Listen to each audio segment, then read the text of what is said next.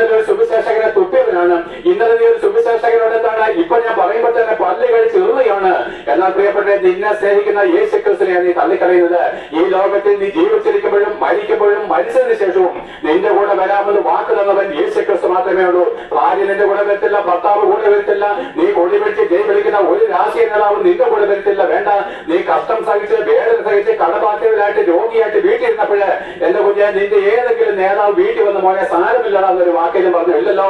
ഒരു പള്ളിയിലെ പുരോഹിതനും വന്നില്ല, ക്ഷേത്രത്തിലെ പുരോഹിതനും വന്നില്ല.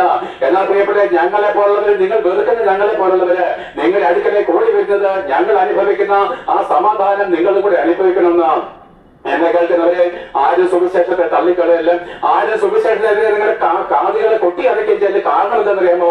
നമ്മളെല്ലാവരും മരണമുള്ളവരാണ്. നാളെ മരിച്ചതിന് ശേഷം നമ്മളെല്ലാവരും വീണ്ടും ഈ മണ്ണിൽ നിന്ന് ഉയർത്തെഴുന്നേൽക്കേണ്ടവരാണ്. എന്നൊക്കെ ഈ ദൈവപുത്രനായിരിക്കുന്ന യേശു ക്രിസ്തുവിന് കണക്ക് തീർക്കേണ്ടവരാണ്. അന്ന് നിങ്ങൾ വിചാരിക്കുവേടാ ഈ ഉപദേശിമാർ ഞങ്ങൾ എത്ര സ്നേഹിച്ചിരുന്നു.